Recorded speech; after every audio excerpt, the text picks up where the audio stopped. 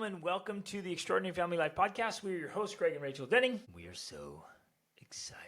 You're just excitable, Greg. I'm a very excitable person, and just about every topic that has to do with personal development, family development, or business development excites me. So that's a lot of topics. If you were to bring up politics, I'd be like, meh. Well, what is today's topic? A couple things. But we're going to talk about, I would say, one of the most difficult, challenging, and rewarding Jobs? Yes. Responsibilities, opportunities, burdens. Projects? Oof, that's a tough one, but probably accurate. That is in life. Marriage, hands down, is one of the most important relationships, one of the most difficult relationships. One of the most potentially rewarding relationships. Yes, it's so important. But the only way it works is if you work. You work. Yeah, the only way it works is if you work. If you do the work. And if you do the work, then hopefully, unless your spouse is one of those very rare individuals that is unresponsive to almost anything, that's rare. So have hope. If you do the work, then your spouse will start to do the work. The ideal marriage is where both individuals inside the marriage are willing to work on themselves. That's the ideal. Mm-hmm. Now, that is facilitated and encouraged in a lot of different ways. There's so many things we can do to help each other be better. So meaning we can pave the way. We can make it super easy. So there's things I can do to make it super easy for you. Or at least easier. Make it easier for you to want to improve and then actually take the steps to improve. Same for me. I don't know if it's this. We need to talk about this. If it's more one-sided than the other. But I know for sure there are things that you do that make it way easier and more encouraging and incentivizing for me to improve myself. Right. I can speak for men. I think that's both ways. You think it's both ways? Absolutely. Because for men, there's our wives, the things you do, the things you say or don't do. Yes. Holds a lot of weight. I mean, massive amount of influence. Even when a man's trying to resist it and he's distant or cold or whatever. A woman's words and actions carry a massive amount of weight in his life. So just slight adjustments from you will often feel like gigantic swings in the burden I'm carrying. Mm-hmm. I feel like it'll lift the weight or it'll adjust the weight. Just a little adjustment for you, and I'm like, wow, what felt impossible now feels totally doable. Mm-hmm. And it's just the slightest adjustment from you, which I think is important in this topic today, because if you consciously or unconsciously don't do those things, don't do or do certain things, right? The way you act, respond, behave has this gigantic influence on me. Mm-hmm. And some of your behaviors would push me to not improve. So essentially, we're talking about whether or not you can help your spouse improve. First of all, I started off before, is it even possible? Because that's, of course, an important framework to come from. And yes, we believe it is absolutely possible that you, whoever you are listening, can have a positive influence over your spouse in order to help them, first of all, want to improve, and then to actually make improvements. Yep. I think that's an important distinction. The first step is wanting. First step is wanting. Second step is actually doing it. I know there's plenty of times in my life where I'm I don't even want to do that. I know I should. I know exercise was one of those things for years. And if you've listened to our other episodes, you know our little thing about exercise between the two of us. That was one of my things. I didn't even want to exercise. I had to get to that point of wanting. I knew logically it made sense that I should do it, but I didn't want to do it. So I had to want it. That was the first step. So is it possible for us to be able to influence our spouse to be able to make those whatever they are, positive improvements in their life to get where they want to do the things that make them better, to make them a better person, essentially. Like we're not just talking about making life improvements, which is a part of it and important. Like we want them, maybe we want our spouse to earn more money, or we want a better house, or we want more freedom, or we want a better lifestyle, or we want them to have better health. All of that is directly connected to our personal life, but helping them to want to improve themselves just for the sake of improving, just for the sake of being a better person, which then, of course, contributes to everything else. Like it's a process and it's a journey, but one that we do feel is possible. Absolutely, 100%. So the first step is to get desire. Yeah. And the second step, implementation. But in that context, though, like you were saying a minute ago, things I say or don't say have a massive impact on you, on whether or not you feel confident, capable, safe, like you desire to do it. Safe. That's interesting. That's an interesting word coming from you as a man to use. Right. Explain that more. I guess I wasn't technically using it for myself. But I know you're using it for me.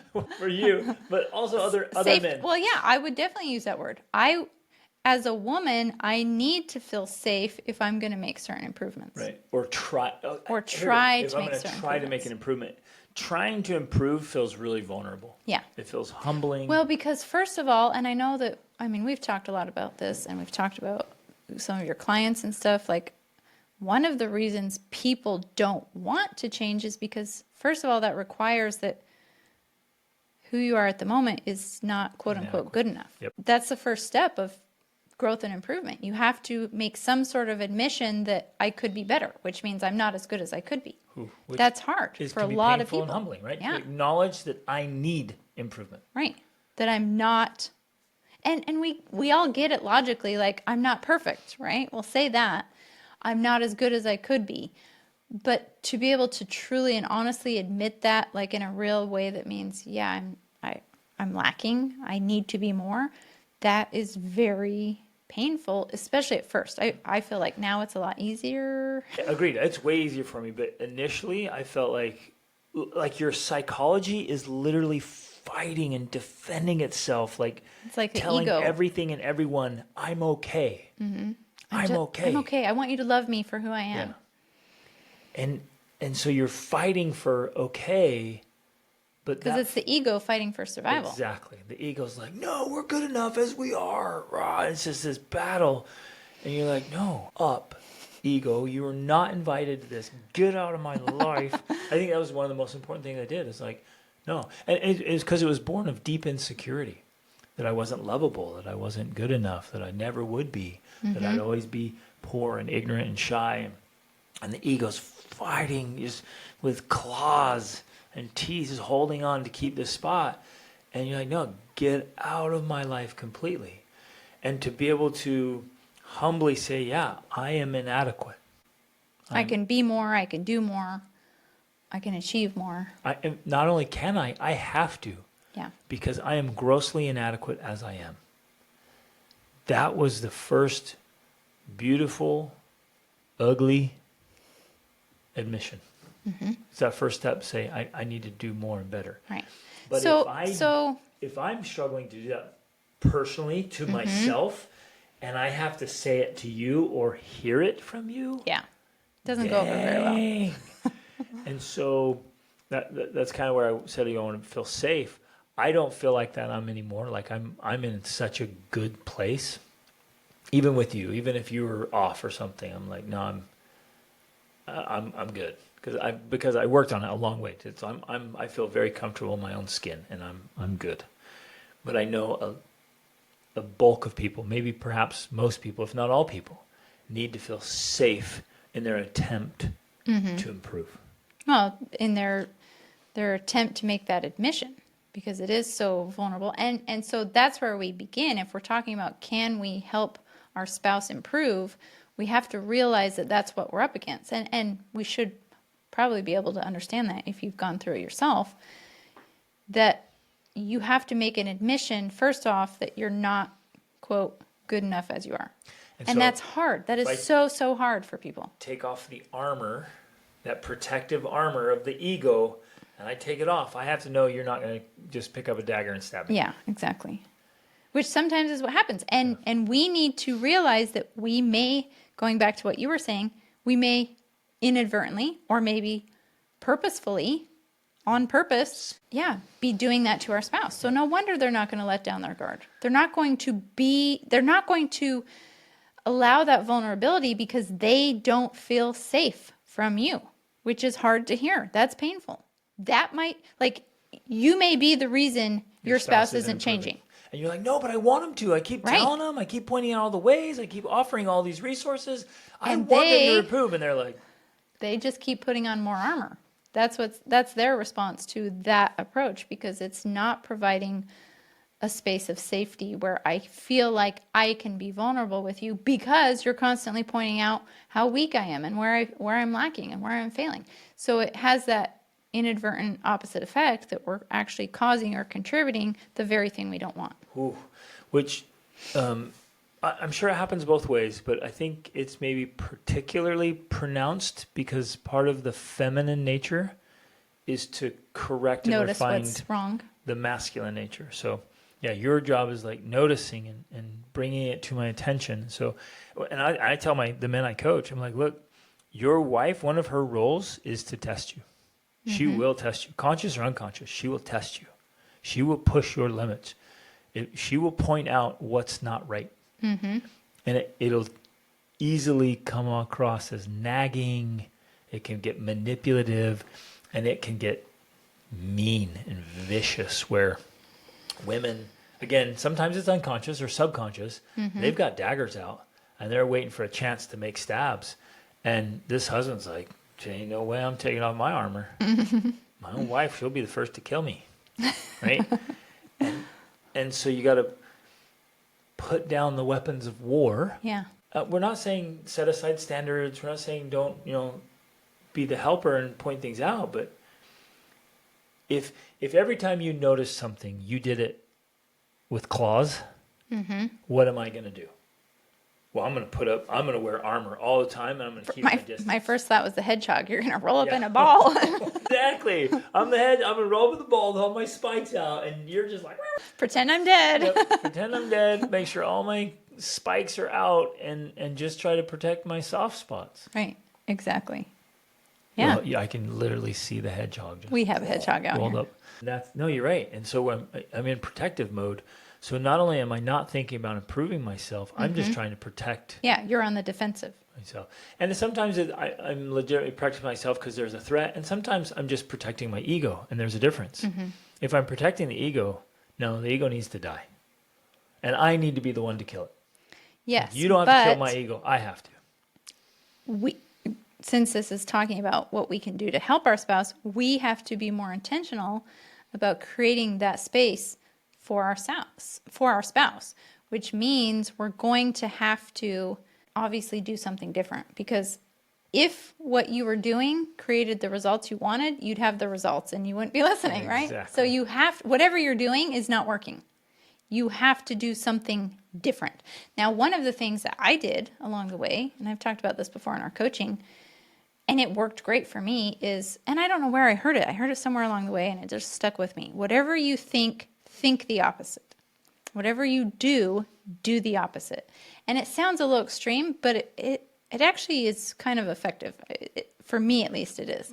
It forces you to start questioning what you've been doing. Right. Say, is this really working? So when I came to find myself in a situation that I'd been in before, where I'm responding the same way I always respond, I stopped and I would say, whatever I think the opposite. And so then I would say, well, I'm thinking this, and then I would repeat the opposite in my head, and I would try that, and wow, amazing. It would actually work. Create a different result. It created a different result. Well, because it breaks the drama triangle. It breaks the drama triangle. So every time I bring up this thing that you're doing, you respond this way and come back. And then, and then we just kind of...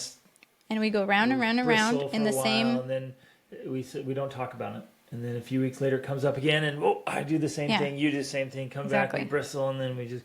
And couples will do that for years or decades. Yeah. So then what you're saying is, there it is again.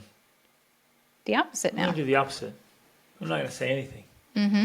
Or I'm going to say something totally different. And the other person's like, what just happened? Yeah, exactly. This isn't your usual response. This isn't your role. And so that's a great catalyst for Yes, changing the conversation and eventually the desire and the implementation, exactly. like we talked about. Right. Okay, so what can we do? You're creating different patterns. Right. So, okay, and maybe that's the first thing we talk about is like, what can we do to help our spouses change? Pattern interrupters are excellent. Do something different. Than what you've done. I would say, let's just do it with us. Like, we're in a situation, and we can do this scenario where you want me to change something, and I want you to change something. I would start with like a really romantic trip, like you and I, just the two of us, going somewhere special, and 5, 7, 10 days of magical bliss. Especially if we haven't done anything like that ever or in a while. Like, go create a new experience and remember what it's like to just be the two of us in love. But unfortunately, I feel like right away for so many couples, there's already so many obstacles there. Like, All there's right, so many that's a big one things in the way of They're like, wait, can I start this today? and that and time off and work and expectations and I'm going to plan the perfect trip and he's going to hate it. And like, there's so many obstacles there that even that just can backfire in so many. Scratch that idea. Take that off the Scratch. table. Just forget you heard that. That's for another strategy. And I know where you're at a going with later that. I date. know it can work, but we have to start closer to home. You know how I roll. I know. Go Go big big or or go go. home. Exactly. It's like, no way. We're not talking about a strategy you can do this afternoon over lunch. I'm like, babe, pack a bag. We're leaving tonight. For the most epic trip ever. All right. Okay, so but pattern interrupters on a small frame. Well, and again, the pattern, they don't have to be huge things. Every single day we're living in patterns. Yep. Our entire life is habitual. Yep. Like, we're operating off patterns. What was the so number? When It was we, like 90 something percent Yeah, of everything almost we do is 90%. just repeat. Exactly. It's all habitual, which is necessary for us to function in the world. So Right. it's not necessarily a bad thing. But when we have these patterns in our relationships and we want to create different results, we've all heard it. If you keep doing the same thing and expecting different results, that's basically insanity. You have to do something different in order to get different results. So if you're trying to influence your spouse to change, especially if you've already tried in the past, don't do that anymore. It doesn't work. It's not working.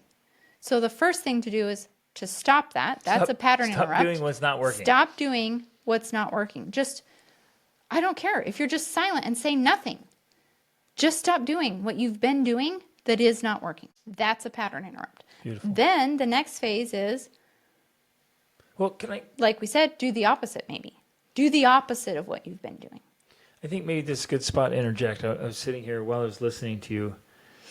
The thought occurred to me.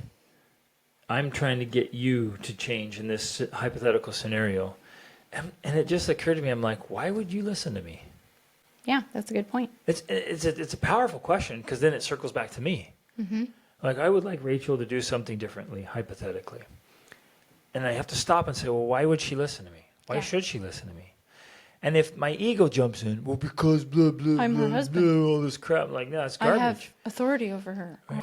I go to work every day. And I provide work for so her. hard. I'm like, yeah, okay, whoop-de-doo-dah. You want a She should trophy for respect doing me. what you should do anyways? Mm-hmm. You want a trophy for taking care of your responsibilities?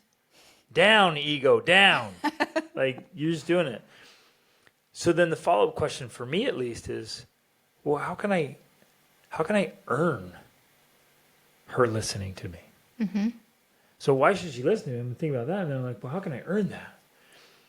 What can I do better so that she wants to either join me and be better or listen when I have to say something? And my guess is pretty quickly each spouse would come up with a list that they know they could do better and ways they could be better to have more influence Right. and improve the relationship. So in a very fundamental, real way, the best course for helping you change something is for me to become a better person. And not hypothetical generalizations like, oh, I'll just be better. That'll never work. I can't measure that. I'm going to go in my mind palace. I'm going to think, okay, what are the things that Rachel just does not like? And I'm going to work on those things. Right. And over the years, that's happened. Over 23 years of marriage, there's these things that come up. And I know that you don't like them. Some of them I was like, well, but I like it. Either I liked it or I don't care. Right? Like the way I used to dress. I was like, whatever, I don't care. I don't care how I look. I'm just wearing clothes. Covering my nakedness. Yeah. The only reason I wear clothes is 'cause it's not okay to be naked. But then, like, there were just little things like that I know you're like, well, you wanted it a certain way. And then finally I was like, well, wait a minute. I don't stand around looking at myself. Like, you see me more than I see me. I see myself when I occasionally cross in front of a mirror. You see me all the time. So I'm like, well, I'll just dress how she wants me to dress. Even though I don't like that or whatever thing, right? You wanted to make the bed a certain way or even make the bed for that matter, right? Right. I'm like, I get up, I'm like, why would I make it? I'm just going to get back in it tonight, right? That's how we were when we first were married. And you loved making the bed and then making it a certain way, making it look nice. And for years I was like, who cares? It was my very simple caveman brain. But then I was like, well, why not? She likes it like that. So it's even small things. Right. And so I think it's definitely the small things. I gain influence with you. Absolutely. By doing things you like. 100%. Yeah, because as you're sitting here talking about this, I'm like, yeah, you are very intentional about that. You are very intentional about noticing the things that I say or ask and then actually doing it, even though you don't care one way or the other. Right. And that does gain a lot of influence over me. Like I'm willing to do a lot of things for you because you do a lot of things for me. There it is. Yeah. Wow. Did you guys just hear that?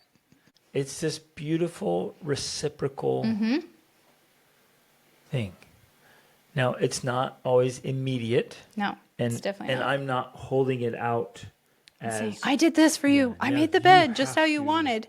So you have to do this thing. It doesn't work like that. No. And it's rarely ever I do A, you do B. Right.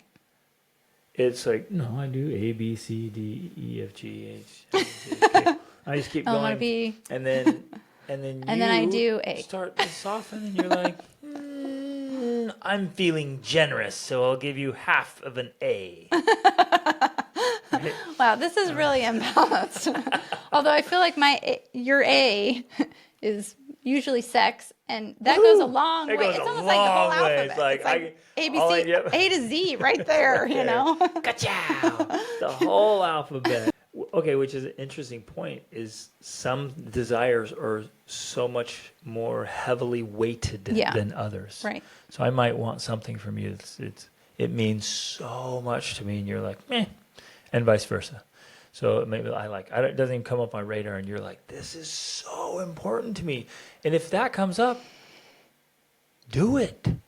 Mm-hmm. Man, it's a short list of things that really, truly matter to you, and I can do those things. Well, and I mean, I'm just thinking of this because you and I have not operated in that space for so long, but what a sad situation to be in if we actually purposefully do things that we know our spouse doesn't like. Like that just seems now to me childish. Yep. Why would we do that? I can't even imagine intentionally do something that I knew you hated. And yet we know it's happening. That would just feel so petty. Like a betrayal to me if I were to do that. So spitefully. Yeah. Yeah. Yeah, spite. Exactly. It's very childish. It's very immature, and it's self-sabotage.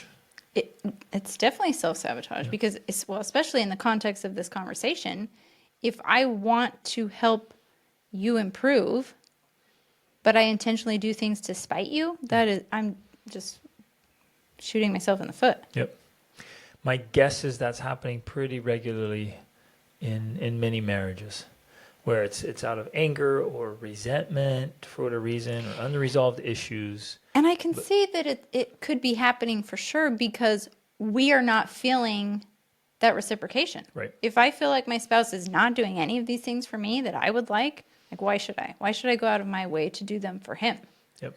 That's a very easy position to get into, but Which I I've mean, heard that's the often. point of this conversation. If you want improvement, you have to improve, which means you have to be the first one to go out of your way to do the things for them that you know that they like so that you can begin that process of positive reciprocation. Yep. And I think it's important to answer the question you asked. Why should I do this if they don't? And you, listener, have to get to that place. You've got to answer that question and have a good answer. I've done this with a lot of my coaching clients when they legitimately ask, well, why should I do that? We walk through it, I ask questions, but ultimately we get to the place of here's the core answer, at least for me. It's because that's the kind of person you want to be. Independent of what your spouse does. That's the caliber of person you want to be. So that's why. Just do it. Well, I won't do it. Well, why? Only why? If that's the kind of person you want to be that kind of person. If your spouse responds, great. If they don't, great. Be that kind of person. The likelihood is you'll get a positive response from your spouse. Yes. Again, not immediate necessarily. And it has to be like you have to be in it for the long game. Right. And people don't want to hear that. Like you've got to do this for years and decades. And that's not what we're saying before you see a positive response. But that's kind of the mindset you have to have of like, I'm going to be making the bed for the next 50 years. And the spouse has to believe it. Right. Especially from the side of women. I've seen this so many times with people we work with, the couples especially. The feminine nature is to be disbelieving and testing. And so a man makes a change and she's like, Well, see how long I this think lasts. it's fascinating because I actually think that's part of like our evolutionary biology in a way, because women are the reproducers. We are the ones that produce children to continue on the species. We have to be more distrustful. We can't just trust any man that comes along and believe that he's going to be the one that after he gets me in his bed is actually going to be there to provide for me while I have a child. Like you have to put men to the test. Because otherwise, Look at that. the tendency of men is to have a one-night stand. That would be their thing. Right. If you don't test them to know for sure they're going to be the one that sticks with you while you are vomiting and puking and breastfeeding and all the ugly stuff, then they haven't earned that right to be with you. Wow. That's so profound because it is deep inside In the your biology. DNA. Yeah. It's in your biology to say, can I trust this man for the long term? Exactly. Not just tonight, not just when I'm wearing lingerie, Exactly. but when I'm puking over the toilet. Well, I've got my legs spread giving birth, not, sexually, Right. but in my ugliest moments, is he still going to be there?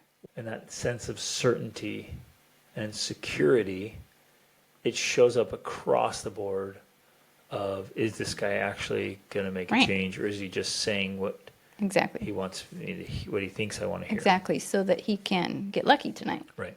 And that plays It's out in our subconscious. it's totally subconscious. We're not aware that that's happening, but ultimately that is what's happening. And so that plays out in our daily interactions. And that's why the women test, because they want to know that you're not just doing the dishes right now because you want to get lucky tonight.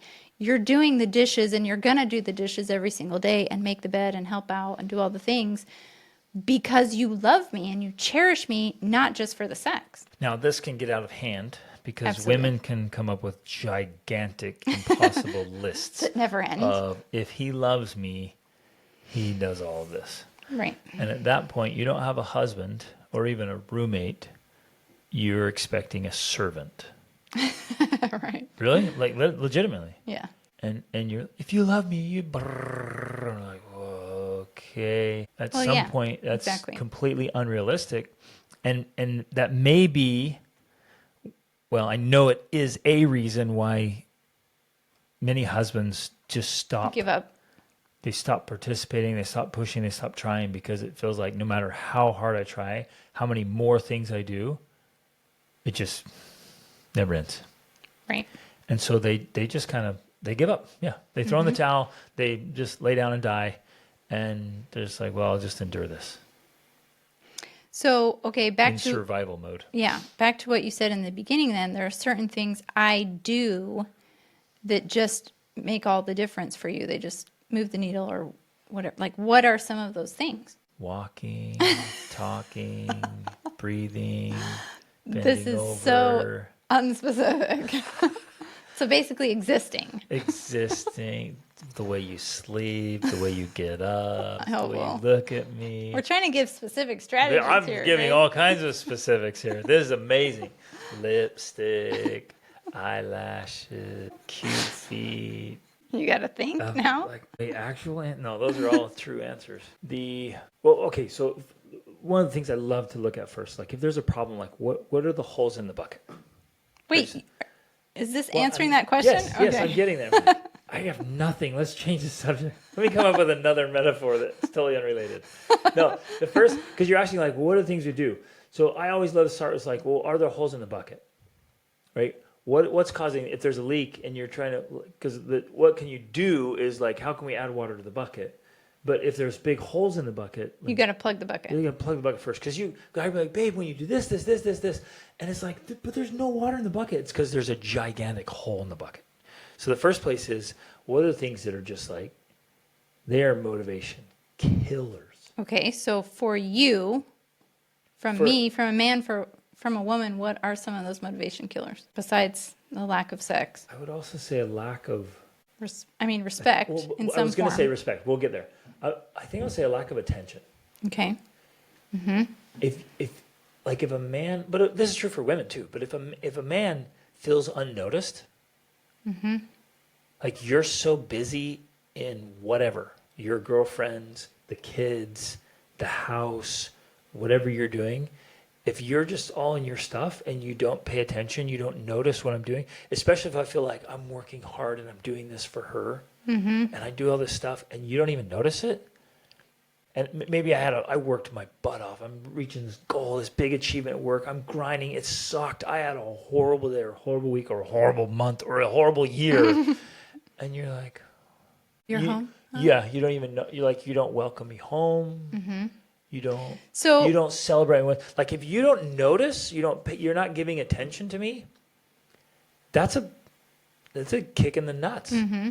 If the kids get all the attention, if doing house or you doing your little things gets all the attention, that is a major hole in the bucket for a man. Yeah. Well, and you and I have always been very intentional about, for one thing, greetings, in the morning. We always greet each other, like hug and kiss and everything. And then every time we're apart for any amount of time, which our kids will sometimes laugh because It's only been 5 minutes. It's only been 5 or 10 minutes, we're like, bye. So every time you leave and come back, there's always interaction with those transitions. Yep. So we are holding hands, hugging, kissing, touching, shoulder massages, playing with your hair. Like we touch a lot of affection and a lot of verbal. We're expressing love all the time. Yeah. And expressing words of affirmation, words of praise, acknowledgments, gratitude. Like that's a big deal. So we're making those little micro deposits. Right. Every day. 20 to 50 times a day with each other. But yeah, so, and I know that about you. And so I try to, because again, it can be something that What about me? About the attention thing. Because I'm needy. No, well, that's what's funny. You're not needy. You're not a needy person at all. We can both be very independent. We did a whole podcast about interdependence between spouses, but it's because we are both independent that works. Because we're not talking about neediness. We're not saying like your spouse needs to be needy and you need to meet all their needs and baby them. That's actually very repelling. Yeah, exactly. A very needy wife would or be a repelling very to needy husband. Yeah, it's very repelling. But what it is paying attention and again, being proactive in, well, that's one way to fill the holes, like you're saying, in the bucket. If I know that you like to be greeted when you come home, well, I'm going to make an effort to greet you. And I do. I try to make that effort to greet you. When you get home from wherever you've been, I get up and I go to you to greet you rather than just like, oh, hi, you're home. And I know you had to make a conscious effort to do that. So those of you who might be new or don't know Rachel's very, very task oriented. She loves to be productive. Productivity oriented. Like she's got a list, and the list is the ruling measure in her life. Yes. So she has had, and that's just your nature, babe. Like your nature is to be very productive. And so I've watched her be very deliberate in stopping her drive for productivity to be engaged with me or with the kids. So it's a deliberate effort. And you don't throw in, well, that's just the way I am. That's just my personality. Right. That's just as important to me. Like, well, I just don't notice. There's no cop-outs. Like your strength is productivity. The inherent weakness is you could Neglect. miss giving attention to people. Mm-hmm. Exactly. And so you work on that. It's awesome. Mm-hmm. So yeah, it's like that. I do appreciate that. I think most people do, like to be noticed, and I want your attention. Mm-hmm. And again, I have to earn your attention. It's always two-sided. It's always two-sided. It always is. So I'm like, yeah, I want your attention, but I could think she just needs to give me more attention. Well, that may be true, but I'm like, what can I do to earn more attention? Right. What can I do to level up so much that she can't not Notice me. notice me? Exactly. So attention is one of them. Respect, of course, is a big one. Men have a deep need to be respected, to be admired by the woman they love. You know, they're just chasing, they're pursuing a woman, and they want deep down for her to respect him. Again, two-sided, because respect is earned. Yeah, that can be a tough one because so many women feel like they don't respect their husband because he's not respectable. Right. He's sitting around, he's playing video games, he's not providing, he's not helping out. She's like, what is there to respect about this? Which is true. So if it's he's being difficult. weak and boyish, it's... Yeah. So it is very difficult, but I think the key in a situation like that is to be very, very specific with your respect. Because the thing we don't always recognize is that people are multifaceted, they're complicated. And even in a situation like that where it feels like there's nothing to respect, I guarantee that if you look closely, you will find something about your spouse that you do respect. And if you will be very specific in noticing and appreciating that part of them, they're going to respond to that in a big way. They're going because they want to get more of that. Yep. Like if you express appreciation for something about them that you respect, maybe it's the fact that he's a hard worker when he's out working, digging ditches or something in the yard, and you're like, I love it that you can do that. And I love your muscle. Like I'm always talking about Greg's muscles. I need your muscles to open a can for me or to dig this for me. Like I really appreciate that. And so I point it out because that's something I appreciate. If you pick Which the of thing, course drives me to stay fit and healthy. yeah, exactly. So if you find the little things, even if there's just one of them or a few of them, and you emphasize those and you express appreciation for those so that it's not fake, it's got to be real, they're going to start doing more of the things you appreciate and less of the things that you don't. Yep, absolutely. So strategically praise the behavior you want. If you want your husband to play with the kids more, to be more engaged with the family, don't tell him to do it. just when you notice something, be like, and I told one of my clients this the other day, I'm like, tell your husband how unbelievably sexy it is when he plays with the kids. Mm-hmm. And she was like, it totally worked. I was like, yeah, of course it worked. Exactly. Like he comes home and he engages the kid and you go over and you're like, it is so sexy when you play with our kids. Yeah. He's like, I will done. play. This is my new way of being. Exactly. This is my new career. Yeah. Like he's going to lean into that instead of, why don't you ever play with the kids? You never play with the kids. I hate you don't play with the kids. And it's a fight instead of a little soft praise. And the results are vastly different. So that was just a little strategic tact there that works so much. So respect and give respect. And express appreciation for respectable behaviors. Exactly. So epic fail on my part if you are respectable or you do something respectable or great and I don't say anything about it. Mm-hmm. Huge fail. Which I think is another thing that just for some reason has become the norm in dynamic for so many relationships, that when I notice something I like about you or appreciate about you, I don't say anything. Like, why? Why is that? That's how we've been taught to interact. Right. That somehow that's a normal way of being. Like, oh, I really noticed that they did that or they said that or they were that way, but I don't say anything about it. And that has to be, in an extraordinary marriage, that has to be unacceptable. Yeah. It has to be. Like, if you think something or feel something, like, you say something. And if you're not thinking or noticing, like, you need to step That's up your where own you awareness. start, Like, you got to start with self-awareness, situational awareness, spouse awareness. One of the first things I have couples do is, like, just sit down and write down, make a list of all the things you honor, respect, admire, or appreciate in your spouse. Mm-hmm. And at first you're like, hey, that's all you got? Sometimes she cooks. Like, sometimes if you haven't done it, there's not much there, but you really force yourself to start working on it. All of a sudden you got a really long list. Mm-hmm. Like, this is amazing. And then make an actual effort to point those things out, to say it, to look write for them, it, to look for it, to watch for them, and then to mention them or say something about them that lets your spouse know you're noticing and that you appreciate it, admire them. That's huge. Like, that, I think right there, if we could summarize it, that is the key to helping your spouse improve. That's really the major piece, I would say. Agreed. Is noticing the positive things about your spouse and emphasizing them more. Yep. And that will grow and grow and grow. And it has to be done tactfully. And it has to be done sincerely. It can't be manipulative, or you can't be like, okay, for the next 2 weeks, I'm going to point out good things. And if he doesn't change by then, that's it. It just needs to be your way of being, like how you operate with your spouse. And you just change, and they'll just start feeling good. They'll start feeling safe. They'll start feeling noticed and loved. Appreciated. Yeah, all this good stuff. The only way that could not work is if there's other big holes in the bucket that are just like, there's such blatantly obvious negatives that even all that positive just is not working out. What are some other big negatives in the bucket? I think addictions. Definitely addictions. I would say one. maybe perhaps traumas as well, like from childhood or growing up or past relationships. Unresolved issues. Yeah, unresolved issues, essentially. Here's one. It's an unresolved issue that a spouse refuses to address.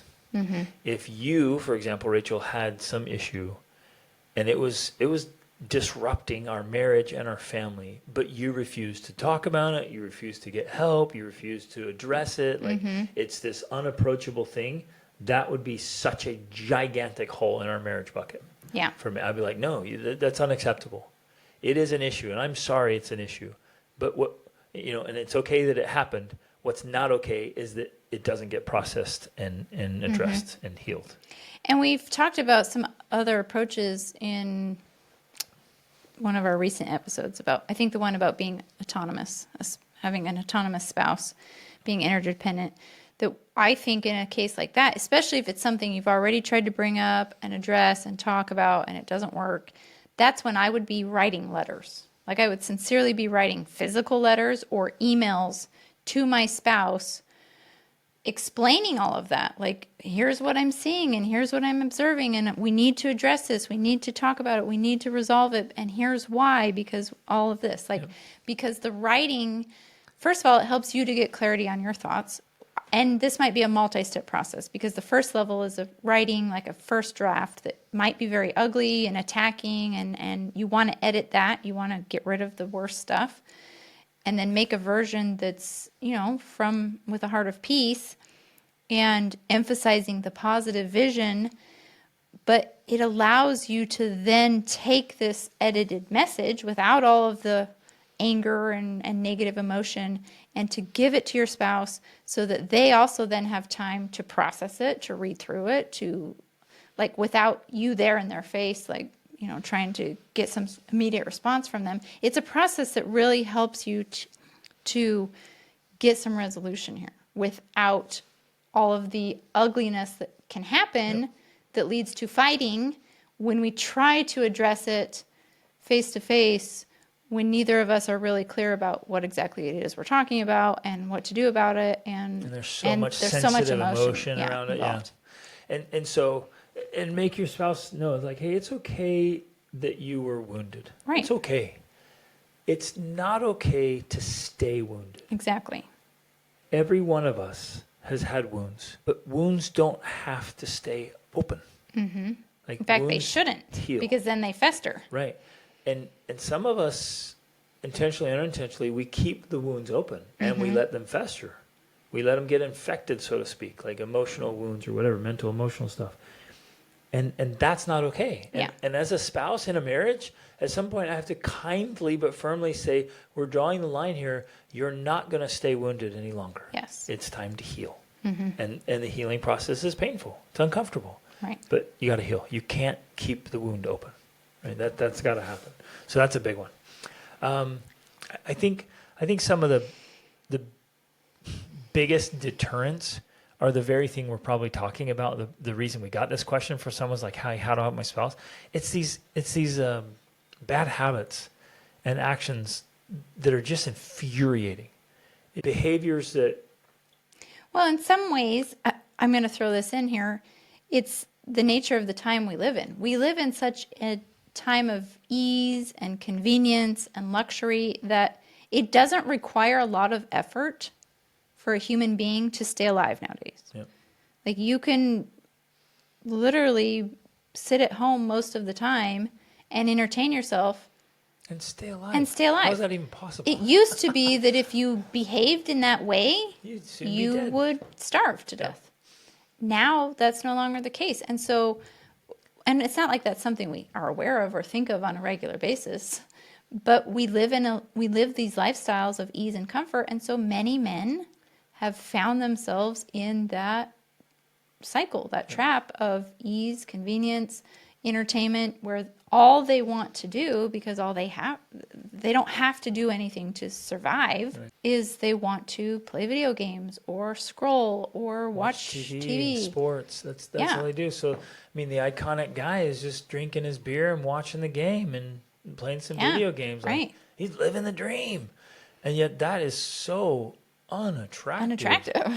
Any woman with any kind of self-respect will look at a man doing it like What value are you bringing to my life? No woman respects that. No self-respecting woman respects that. She might tolerate it, and I don't know why. I mean, they often reach out to you or me and like, how do I get my husband to stop playing games? I'm like, why is he being a little boy? That's what he's doing. He's being a little boy. He's entertaining himself. How can I get my husband to stay engaged? My husband just tells me he needs to relax or wind down or have some downtime. And the irony is, like you were saying, Art, we live in such easy times that men have become lazy weaklings, but they think they're working hard. They put in a mediocre day at best, and they're like, man, I'm working so hard, because the scale has dropped so far that hard doesn't even show up. And literally it has dropped too, since today's men have 40% less testosterone than their grandfathers had. But I think it's a cycle that feeds each other, because our grandfathers were out working hard. They were farming. They knew how to put in a hard day's work. Working at a factory. Like, they were working hard and working long days. And that, I'm sure, also contributes to testosterone. And so it's this negative feedback loop that's, creating weakness. Sitting in a cubicle somewhere, eating But junk part food. of the point here is that the drive is gone. And without it's the drive that makes us want to be better. And if men lose, well, specifically men, but women too, if you lose that drive, why? Why would you go out and work hard on becoming a better person when you already have everything you want and need? You've got your game, you've got your movies, you've got your food. Why? The other's just hard and uncomfortable. It makes no sense that you would do that. So, but okay, maybe that's the core of the issue. Then why, if a man can get away with all that and have an okay life, I think maybe Or women a are comfortable asking, life. women are asking, how do I get my husband to break out of that? Yeah. The real answer is you have, because of the role women play in testing men, you have to become that tester. You have to be the one who, and not in the nagging way that we've been talking about, but that is calling him out, like helping him to raise his standard. And that definitely includes everything we've been talking about. It includes improving yourself. Yep. It includes noticing the positive things about him and emphasizing them. But then at the same time, you are holding up the standard of like, hey, here's what we could do. And it needs to be a vision, a shared vision. That's another problem that many couples don't have. They don't have a shared vision of what it is they're trying to create as a couple. Like the legacy they're trying to leave for their children and their grandchildren. If you don't have that shared vision, then especially if once you get to your 40s and you've checked all the boxes on everything else you're supposed to do, you've got the career, you went to college, you got married, you had kids, you bought a house. Now all you've got to look forward to is retirement. Yeah. That's not a compelling enough vision. We have to have something else that's more motivating and more driving that helps us say, wow, yeah, that's worth working for together to help us create and accomplish so that we can have this impact for our children and our grandchildren. And a lot of spouses don't have that vision. They don't have that. I get messages pretty regularly, actually, like, my spouse won't engage. They won't even talk about this. Has no vision. They won't. I try to explain or talk about where we could go, what we do, and the spouse is like, "What's wrong with our life? We have a good life. What's the problem?" Mm-hmm. And they want to stay comfortable. They want to stay mediocre. So as an individual, if you can't get it with a spouse, create a vision as an individual for the family, and that draws the spouse into the picture. Go back to what you were saying about being the tester. You have to, so a woman or a man, either way, as you start rising and getting better yourself, it becomes a form of a threat to the spouse. Yes. And that's a good thing. It is very uncomfortable. It's scary. It's uncomfortable for both. Yeah. And so let's say you're trying to get me to level up. And so what you do, you become a better person. Mm-hmm. I'm going to notice. Yeah. If you're actually doing it. I mean, if you're just going through the motions and you think you're getting better and you're not, then that's the other thing. I don't know. There's so many issues here. Sometimes you're like, you're just a hypocrite. You're full of crap. Mm-hmm. You talk and talk and talk about all these things you want to do, and like you don't even change. Right. Like you nag me hypothetically. You nag me all the time about doing this and this, and then you just sit around on your phone all the time. Mm-hmm. And like I go to work, so you stay at home and you just sit at home and eat too much. You're gaining weight. You let yourself go. You don't even get ready. Like you just sit around nagging and complaining. And when I get home, you nag on me some more. Like, no. Right. And you tell me I need to level up. Mm-hmm. Like you're full of crap. Exactly. Right. So that's part of the issue, or could be. So the other side is, the ideal side is like you're actually leveling up. I start to notice, and it's a threat to me because it's almost like an ultimatum. Yeah. Without saying anything, you start to rise and like, if I don't do something, I'm going to get left behind. Yeah. I have had well, and literally too, because in many ways it does become threatening to the actual existence of the marriage. Yep. And at some point it should. Yeah. If one spouse is downward trending deliberately and intentionally and won't turn around. In my case, in my mind, that's a case for divorce. Like Agreed. It really is. If the spouse is unwilling to make those changes and is continually threatened by you and won't do anything about it. Yeah, at some point there's grounds for divorce. But you want to get this point, and I've had multiple over my career of helping men and helping couples. I've had multiple couples come in and they've expressed like my spouse is leveling up so much, changing so much. I'm being left behind, and it scares the crap out of them. Like, and sometimes they're like, "Help my spouse like not level up so much." Like, well, that's not. We don't ask people to come down. Mm-hmm. We level to our up. level. And in a few cases, like, no, but it's so scary. I'm like, great. Lean into the fear. Lean into the discomfort. Level up. Mm-hmm. And we've worked with couples that one of them starts to level up, and the other one starts to notice and starts to feel threatened, starts to feel uncomfortable, then starts trying something, starts getting results. And we've seen multiple times where eventually both of them are on absolute fire and they're leveling up together And they went from really a humdrum existence to now living deliberately life on their terms, madly in love, hitting goals that are way beyond their wildest dreams. And it is the coolest thing to see. And so rewarding. So it is drawing a line in the sand. Yeah. And setting a standard. It is taking ownership for your responsibility to really level up. And then at some point, it is just a really difficult, hard conversation that's done with lots of diplomacy. Multiple hard conversations over time. So how would you approach that, Rach? If there was something that you wanted me to change, and it needs to be said, it needs to be talked about, how would you approach it? Well, I know for me, early on when we were married, I used to avoid that. I didn't want to have conflict. I didn't want to have confrontation. I didn't want to have difficult conversations. I wanted us to always interact in ways that were pleasant and happy and pleasing and feel good. But over time, I began to realize, and I started to see the pattern, that when we had our most difficult conversations, that often led to the biggest positive changes. And so I learned to, I guess, embrace it and almost welcome it. Not that Pavlov's dogs there. Yeah. Not that I wanted it. Hard conversations get real results. Let's go. Well, and actually at this point, I would say, yeah, I do want that. But we've learned to do the hard conversations in a way that's not necessarily unpleasant or negative. I feel like they're positives all the time, if that makes sense. Agreed. And that doesn't mean every moment of it is positive per se, but I don't dread them, if that makes sense. Yeah. So I learned I live in such marital bliss that I can hardly remember the last time we had a difficult conversation. I can remember the last one. Oh, I bet you remember. It was in Turkey. Was it? At a hotel. At the hotel? Yes. Okay, I remember. And that was a hard one. No, actually, we had a hard one. We had a hard one in the Sahara Desert. I don't remember that one. It was the day we were supposed to get family pictures taken. Yep.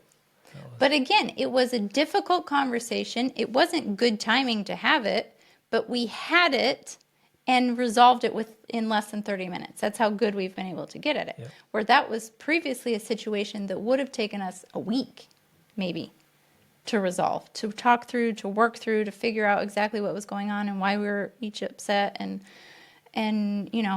hurt feelings and huffing and puffing around. And instead, we had 30 minutes and we got it done and resolved it. And I'm talking about real resolution, where we both feel better. We're not just faking it. We're not just pretending we feel better.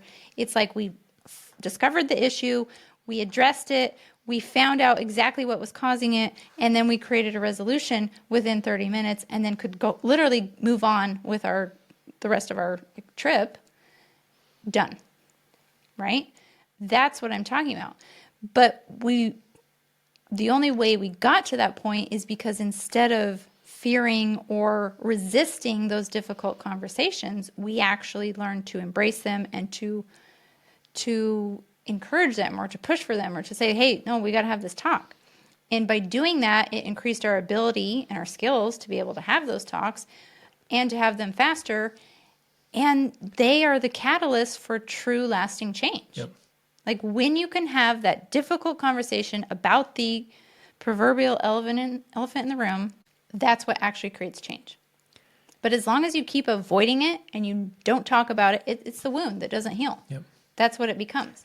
And then if that happens again and again and again, you're just covered with wounds and you can't talk about anything. And no progress is made, no improvement is made. And that's literally how people get stuck. Yes, you're spot on. Okay, let's talk about the one in Turkey. Well, and for context, you wanted me to change. Yeah, I was holding on to by a matter of principle. Yes, but for context just here, the Sahara Desert was New Year's Eve, so that was 7 months ago. And then the Turkey one, these are the two most difficult conversations we've had in the past year. The Turkey one was a year ago so right now it's July 2024. So the difficult conversation for the Sahara was New Year's Eve 2023. And the turkey one was probably April or May 2023. A year and change Yeah. ago. And they were both resolved That day. that day in short time.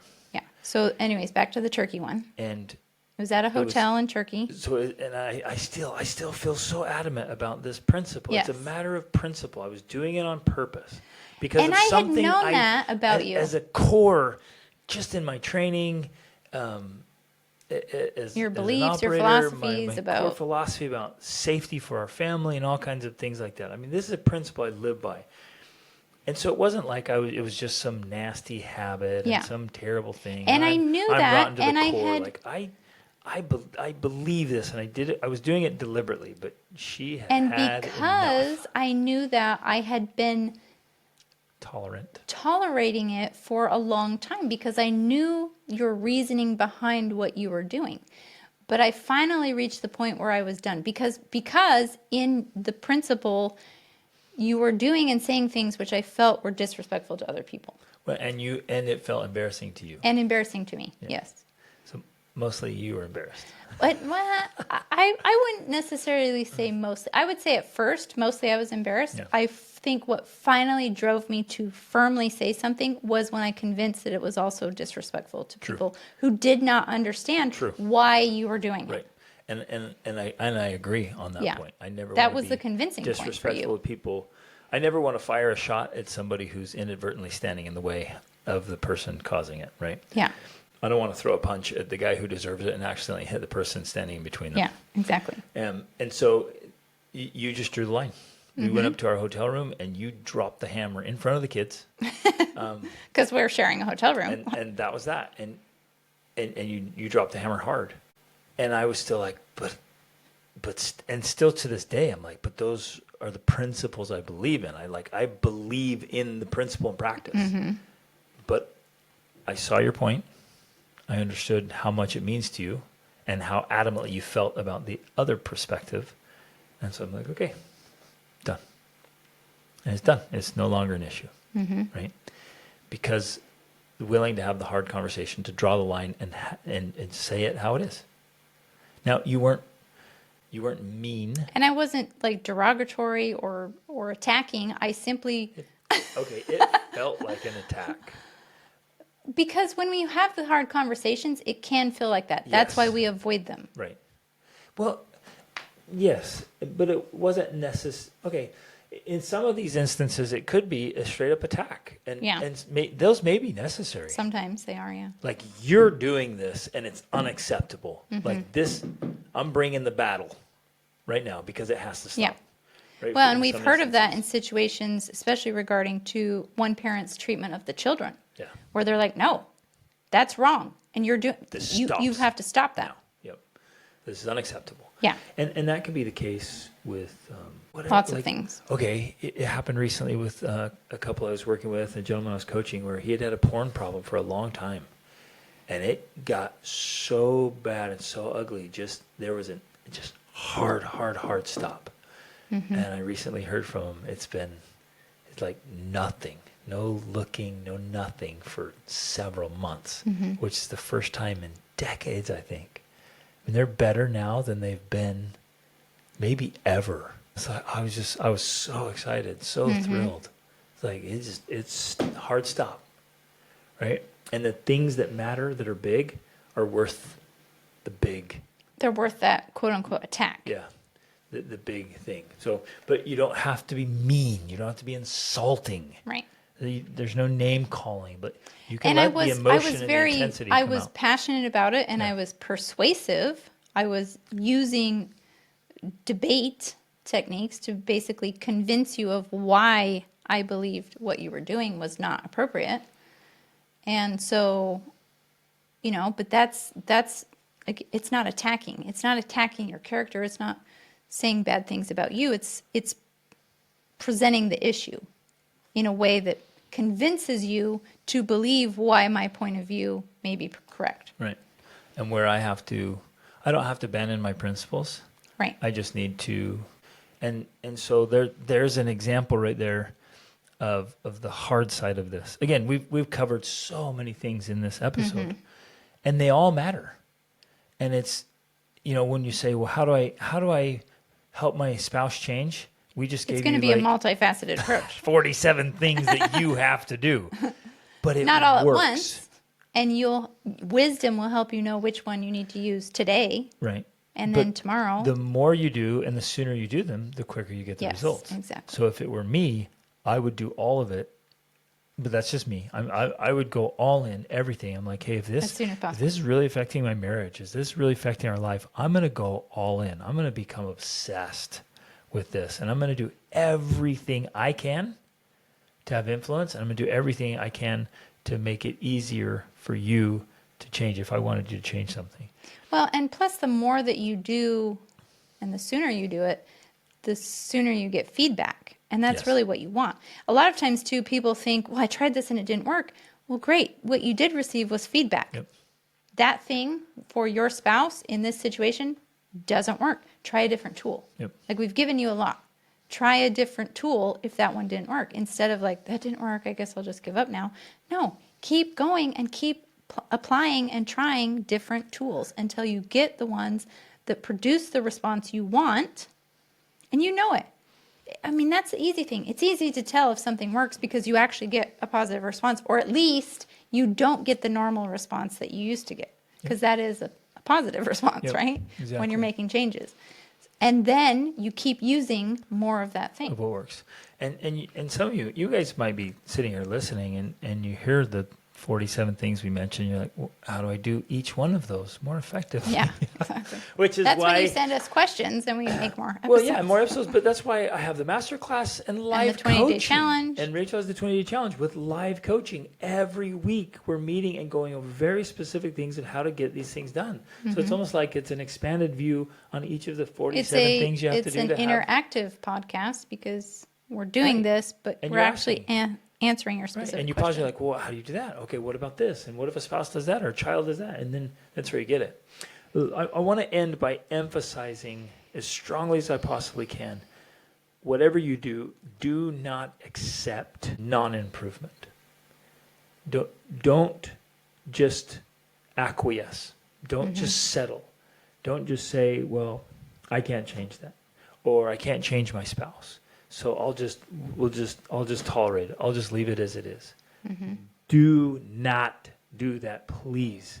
In life, you get what you tolerate. And if you just tolerate that, you're going to get it, and it'll get worse. It'll get uglier. It's not going to just stay the same. It can't. You'll just build in resentment. So whatever you do, keep trying to figure out ways to create change. And if you're saying to yourself right now, I've already tried everything. No, you haven't.